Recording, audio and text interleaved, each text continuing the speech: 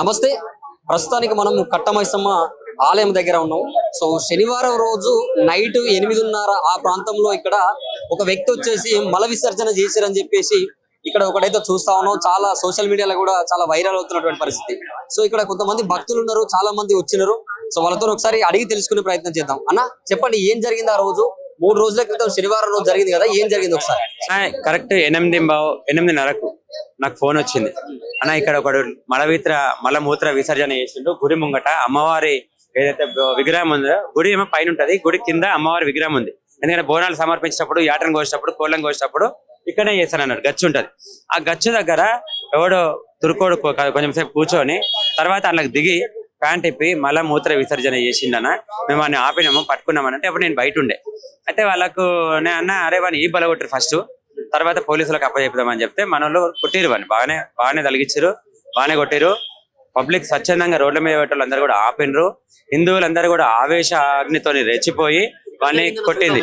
ఇక్కడనే అదే కొట్టిరు, వాడిని కొట్టి ఆ నుంచి తీసుకొని పోవడం జరిగింది. పోలీసులు వచ్చి పోలీస్ స్టేషన్ నుంచి హాస్పిటల్ తీసుకుపోయి అక్కడ ట్రీట్మెంట్ చేయించారు.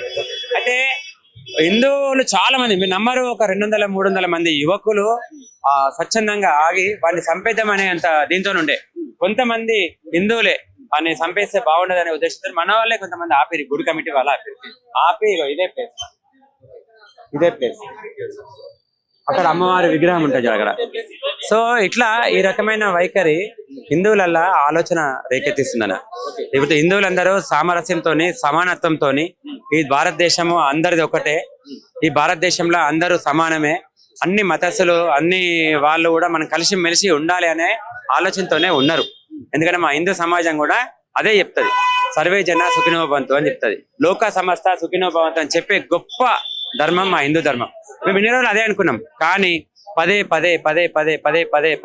మా మీద దాడులు జరుగుతుంటే మీరు ఏం చేసిరన్న ఆ రోజు? సరే, తను చేసినప్పుడు మీరు చూసిరు, చాలా మంది మీకు పోల్ చేయడం జరిగింది. ఇక్కడ వచ్చి తనని పట్టుకొని మీరు ఏమైనా మాట్లాడి ఏం జరిగింది అనేది మీరు సిచ్యువేషన్ చూసిరా? అప్పటికే పోలీసులు వచ్చి తీసుకొని పోవడం జరిగింది. నేను 9:30కేమో వచ్చిన, 9:30కే ఆయన తీసుకుపోయి పోలీస్ స్టేషన్ లో కూర్చోబెట్టారు. అక్కడ నుంచి ఆయన దెబ్బలు ఎక్కువ తాకినాయని హాస్పిటల్ పట్టుకొని పోయిండ్రు.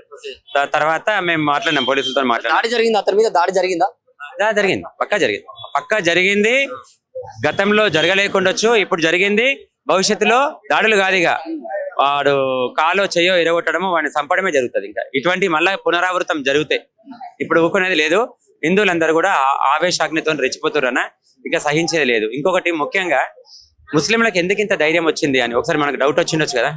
ఇన్ని రోజులు లేనిది ఎందుకు ఇంత, మరి మన భారతదేశంలో, మన తెలంగాణలో, మన ప్రాంతంలో మల్కాజ్గిరిలో ఈ రకంగా ఎందుకు జరిగింది?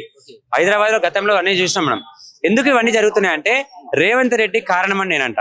ఎందుకు ఈ మాట అంటున్నానే, రేవంత్ రెడ్డి గారు ఒక అధికార దుర్వినియోగం చేస్తూ, ఒక బాధ్యత గల ఒక సీఎం పొజిషన్ లో ఉంటూ, సీఎం అని సోయి లేకుండా మర్చిపోయి మైక్ పట్టుకొని అందరి సమక్షంలో ఏమని మాట్లాడినా, కాంగ్రెస్ అంటే ముస్లిం, ముస్లిం అంటే కాంగ్రెస్ అని వాళ్ళని రెచ్చగొట్టేటట్టుగా, వాళ్ళకి సపోర్ట్ ఇచ్చే విధంగా, వాళ్ళకు భరోసా ఇచ్చే విధంగా అనే మాటలు ఉన్నాయి. కాబట్టి ఇవాళ ముస్లింలు రెచ్చిపోతారు. హిందువుల మీద, హిందూ దేవి దేవతల మీద, హిందూ దేవాలయాల దగ్గర ఈ రకమైన అశ్లీల పనులు చేస్తుండ్రు. నేనేమంటున్నా అంటే వాళ్ళకి ధైర్యం, అరే మేము ఎవరి మీద దాడి చేసినా, ఎవరిని ఏమన్నా మా వెనుక మా ప్రభుత్వం ఉంది, కాంగ్రెస్ ప్రభుత్వం మాకు అండగా ఉంటదనే ఒక భరోసా ఇచ్చింది. కాబట్టి వాళ్ళు హిందువుల మీద ఈ రకమైన దాడులు చేస్తున్నారని నేను అంటున్నా. ఇంకొకటి మనం గమనించినమో లేదో, మన ఇంటి నుంచి బయటకు వచ్చిన తర్వాత కూరగాయలు అమ్ముతారు. ఇప్పుడు మా రాజు ఈయన కూరగాయలు అమ్ముతాడు, మా హిందూ సోదరుడు ఈయన కాంపిటీషన్ గా ఎక్కడి నుంచో వేరే ఏరియాల నుంచి వచ్చి కూరగాయలు అమ్ముతుంటారు వీళ్ళకి కాంపిటీషన్ గా. అంటే ఇక్కడ లోకల్లా స్థానికంగా ఇక్కడ పుట్టి పెరిగిన వాళ్ళు వ్యాపారం చేసుకుంటుంటే ఎక్కడి నుంచో వచ్చి వాళ్ళు వ్యాపారం చేసుకుంటారు, వీళ్ళ కడుపులు కొడుతున్నారు. అదే ఒక పాయింట్. వాడు నిజంగా భారతదేశం ఓడేనా, మా ప్రాంతం ఓడేనా, బంగ్లాదేశ్ నుంచి చొరబాటుదారుడా, లేకపోతే వాడు రోహింగ్యా ముస్లిమా, వాడు ఎవరు చెక్ చేయాలి? పోలీసు వ్యవస్థ. పోలీసు వాళ్ళు మీకు ఏం చెప్పారు? మీరు ఆయనతో మాట్లాడినప్పుడు, మీరు పోలీసులతో మాట్లాడినప్పుడు ఏం చెప్పారు? మెమోరాండంలు ఇచ్చినాం, అనేక సార్లు మేము మెమోరాండంలు ఇచ్చినాం. సార్ మా ఇంటి పక్కన చుట్టుపక్కల మదర్సాలల్లా ఎవడెవడో వస్తారు సార్, వాళ్ళకి మొక్కలని కొత్త మొక్కలు, వాళ్ళు ఇక్కడ వాళ్ళు కాదు సార్, మాకు డౌట్ వస్తుందని చెప్పి మేము మా ఆర్గనైజేషన్ల తరపున మేము మెమోరాండంలు ఇచ్చినాం. అయినా ఇప్పటిదాకా మొద్దు నిద్ర దున్నపోతు మీద వాన పడ్డట్టే ఉంది. రాష్ట్ర ప్రభుత్వం మీద మాకు నమ్మకం లేదు, పోలీస్ వ్యవస్థ మీద మాకు నమ్మకం లేదు, ఈ నిఘా వ్యవస్థ మీద మాకు నమ్మకం లేదు. హిందువులకు దాడులు జరిగితే ఎవరు ముందుకు రారు. కాబట్టి మేమేమంటున్నామంటే ఈ రాష్ట్ర ప్రభుత్వం ఏం చేస్తుందంటే అపోజిషన్ పార్టీలు ఏం చేస్తారు, హిందూ సంఘాలు ఏ కార్యక్రమాలు చేస్తున్నాయి అని నిఘా చేస్తారు తప్ప హిందువుల మీద దాడి జరుగుతాయి ఇది ఎవరు చేపిస్తారు. మొన్న సికింద్రాబాద్ లో ముత్యాలమ్మ ఆలయం మీద దాడి జరిగింది. ఆ వెనుక మసీదులో ఒక 40 మంది ఉండే, ఆ 40 మందిలో ఒక్కటి దాడి చేసిండు, మిగతా 39 మంది ఏమైపోయారు? ఒక 4గురిని నామమాత్రంగా అరెస్ట్ చేసారు, మళ్ళీ వదిలేసారు. మిగతా వాళ్ళందరూ ఎక్కడ పోయారు? వాళ్ళు స్లీపర్ మాఫియానా? వాళ్ళు నెక్స్ట్ ఏం చేయబోతున్నారు? ఇవన్నీ ఎవరు చేయాలి? నెక్స్ట్ ఏందన్న మరి ఏం అంటే డిమాండ్స్ ఏంది, లాస్ట్ గా ఏం కావాలి? మేము ఒకటే ఫస్ట్ మేము నిర్ణయించుకున్నాం, మాకు రాష్ట్ర ప్రభుత్వం మీద భరోసా పోయింది, పోలీస్ వ్యవస్థ మీద భరోసా పోయింది. హిందువులందరూ ఇలా మేలుకున్నారు, హిందూ యువత అందరూ కూడా మేలుకున్నారు. ఒకటే, ఈ దేశం మాది, ఈ ధర్మం మాది, ఈ సంస్కృతి సాంప్రదాయాలను కాపాడే బాధ్యత మాది అని ఎప్పుడైతే యువత తెలుసుకుంటారో బయటకు వస్తారో అప్పుడే జరుగుతుంది ఇది న్యాయం. ఇంకొకటి, ఏదైతే దేవాలయాలు ఉన్నాయో మల్కాజ్గిరి మొత్తంలో కూడా దేవాలయాలు ఎక్కడున్నా ఆ దేవాలయ ప్రాంగణంలో ఏ తుర్కోడు కూడా ఇక్కడ క్రయ విక్రయాలు జరపొద్దు. పూలే గాని, పండ్లే గాని, లేకపోతే కొబ్బరికాయలే గాని, ఏవి కూడా కూరగాయలే గాని ఏవి కూడా అమ్మడానికి వీల్లేదు. ఈ మాట మేము పోలీసులకు చెప్పినాం, వాళ్ళకి సమయం ఇస్తున్నాం. ఒక వారం రోజుల 10 రోజుల వాళ్ళకి టైం ఇస్తాం.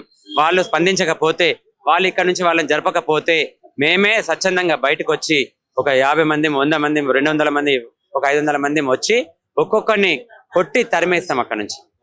ఖచ్చితంగా ఈ కార్యకచరణ ముందు రాబోయే కాలంలో ఉన్నది. ఇంకా ఎందుకంటే మాకు సహనం కోల్పోయింది హిందువుల మీద దాడి అన్న. బంగ్లాదేశ్ లో చూసినామన్నా, ఏ రకంగా హిందువుల జనాభా కొద్దిగా తగ్గంగానే వాళ్ళ ముస్లింలు ఏ రకంగా దాడులు చేసినా మనం చూసినాం. గతంలో భారతదేశం డివైడ్ అయినప్పుడు పాకిస్తాన్ వచ్చింది. పాకిస్తాన్ ఉన్నప్పుడు మనం 14-15% ఉన్న హిందువులు ఇలా 1-2% పడిపోయారు. ఎట్లా దారుణమైంది. తర్వాత డివైడ్ అయిన తర్వాత కూడా కాశ్మీర్ లో మనం చూసినాం, అక్కడ హిందువులను ఏ విధంగా ఊచ కోత కోసి చంపినో మనం చూసినాం. అప్పుడంటే ఈ సోషల్ మీడియా ఇంత యాక్టివ్ లేకుండే, మీడియా ప్రసారం చేయలే. ఈ కాంగ్రెస్ అనే ఒక రాజకీయ పార్టీ ఈ మన దేశం మీద, మన హిందూ ధర్మం మీద సెక్యులర్ అనే ఒక భూతాన్ని పెట్టి హిందువులందరినీ కూడా మొద్దు నిద్రలో పండబెట్టిరు. ఇవాళ మెల్లమెల్లగా ఆ నిద్రల నుంచి హిందువులు మేల్కొంటున్నారు. ఈ దేశం సెక్యులర్ దేశం కాదు, ఈ దేశం సెక్యులర్ దేశం అని ఎవడన్నా అంటే మన చెప్పు తీసుకొని కొట్టాలి. ఈ దేశం హిందూ దేశం, ఈ దేశం ఈ వీరులను కన్న దేశం. ఈ దేశం ఛత్రపతి శివాజీ, రాణా ప్రతాప్, ఇట్లాంటి అనేక గొప్ప వాళ్ళని, భగత్ సింగ్, సుఖ్దేవ్, రాజ్గురు, ఇలాంటి వాళ్ళని కన్నా ఈ దేశంలో మనం పుట్టినాం. మనం హిందువులుగా పుట్టినాం, గర్వించాలి. ఈ దేశం కోసం పనిచేయాలి, ధర్మం కోసం పనిచేయాలి, అందరు కలిసికట్టుగా నడిచి రావాలి. ఎక్కడ ఏ హిందువుకి ఇబ్బంది అయినా, సాటి హిందువుకి ఇబ్బంది అయితే అందరు హిందువులు కూడా ఒకటి కావాల్సిన సమయం ఆసన్నమైంది మిత్రులారా. ఇప్పుడైనా ఏకమవుదాం, మన రాష్ట్రాన్ని, మన ధర్మాన్ని, మనం దేశాన్ని కాపాడుకుందాం. భారత్ మాతాకి జై. ఇక్కడ పరిస్థితి అయితే చూసుకోవచ్చు, కట్టమైసమ్మ టెంపుల్ దగ్గర చాలా మంది హిందువులు వచ్చేసి చాలా మంది ఇక్కడ కూడా మా దేవతలని, మా దేవుళ్ళని ఎందుకు కించపరుస్తున్నారని చెప్పేసి చాలా భారీ ఎత్తున 3 రోజుల నుంచి కూడా ఇక్కడ పెద్ద ధర్నా నిరసనగా వాళ్ళు చేస్తున్నటువంటి పరిస్థితి. సో ఒకసారి మనం చూసుకోవచ్చు, శనివారం రోజు సాయంత్రం 8:30 ఆ టైంలో సో ఎవరైతే వీళ్ళు చెప్తున్నటువంటి వ్యక్తి ఉన్నారో సో ఇక్కడే మల విసర్జన చేసినటువంటి పరిస్థితి అని చెప్పేసి చాలా మంది చెప్తున్నటువంటి పరిస్థితి. సో ఇది కరెక్ట్ కాదు, మా దేవతలని మొత్తం కూడా కించపరిచేటటువంటి కార్యక్రమం పెట్టుకున్నారు. సో ఇది కరెక్ట్ పద్ధతి కాదు, అతనికి శిక్ష పడాలి 100%. ఆ రోజు కనుక మాకు అప్పచెప్పుంటే మేము బుద్ధి చెప్పేటోళ్ళం అని చెప్పేసి అప్పటి కూడా చాలా మంది కూడా తనకు దేశదూచి చేసినటువంటి పరిస్థితి కూడా మనం చూసుకోవచ్చు. సో ఇక్కడ మొత్తానికైతే చాలా మంది హిజ్రాలకు సంబంధించినటువంటి వాళ్ళు వచ్చి కూడా చాలా మంది కూడా చాలా ఎత్తున కూడా ఇక్కడ ధర్నా చేస్తున్నటువంటి పరిస్థితి. సో ఇక్కడ చూసుకోవచ్చు, చాలా మంది భక్తులు కూడా మండిపడుతున్నటువంటి పరిస్థితి. సో ఎందుకు ఇట్లా హిందూ దేవతల మీద కంటిన్యూస్ గా ఎందుకు ఇట్లా జరుగుతున్నాయి, ఈ పెద్ద అరాచకాలు జరుగుతున్నాయి, ఎవరు పట్టించుకోవట్లేరు. సో రాష్ట్ర ప్రభుత్వం 100% పట్టించుకొని ఇట్లాంటి వాళ్ళకి శిక్షలు వేయాలని చెప్పేసి చాలా మంది అంటున్నటువంటి పరిస్థితి. సో ఇక్కడ కొంతమంది ఉన్నారు, సో మాట్లాడే ప్రయత్నం చేద్దాం. చాలా వరకు అయితే ఇప్పుడు చాలా మందిని అయితే మాట్లాడించేటటువంటి ప్రయత్నం చేసినాం. సో పూర్తిగా ఏం జరిగిందని అయితే చాలా మంది చెప్పారు ఇక్కడ కూడా. సో ఏం జరిగిందన్న ఆ రోజు, అంటే తనని ఏమన్నా మీరు అడిగారా? ఏం లేదన్న, కాకపోతేనేమో ఇక్కడ కొత్తిమీర పుదీనా అమ్ముకునేటోడు వాడు వచ్చి మళ్ళీ ఇక్కడ కూర్చున్నాడు కదా, మామూలుగానే అనుకున్నాం. కానీ వాడు లెట్రిన్ పోయినాడు, ఇక్కడ బాటిల్తో నీళ్ళు తీసుకొని పోయినా కానీ పర్వాలేకుండా. కానీ మరి ఆడ నైవేద్యం పెట్టిన దగ్గర వాడు అట్లా పని చేయడం తప్పు కదా. మీరే ఆలోచన చేయండి. అమ్మవారు ఒక్కసారి అంటేనేమో పర్వాలేదు, ఈ వరుసగా ఇదే అవుతున్నది కదా, చేసేటోడు తుర్కోడా చేస్తున్నాడు. అదే వాంటెడ్లీ చేసిండు అన్న. అది అక్కడ వాడు చేసిన తర్వాత కూడా వాడు లేచి మరి క్యాప్ పెట్టుకొని మరి అందరికి నిల్చుంటా చూపిస్తున్నాడు. వాడు తాగి ఉన్నాడా లేడు, నేను అక్కడనే ఉన్నా. ప్యాంట్ ఇప్పేసి వాడు తాగి ఉన్నాడా అనుకుంటే లేడు. మతి సిమితం లేదని పోలీసు వాళ్ళు అంటున్నారు. మతి సిమితం లేనోడు అక్కడ ఉన్నాడు.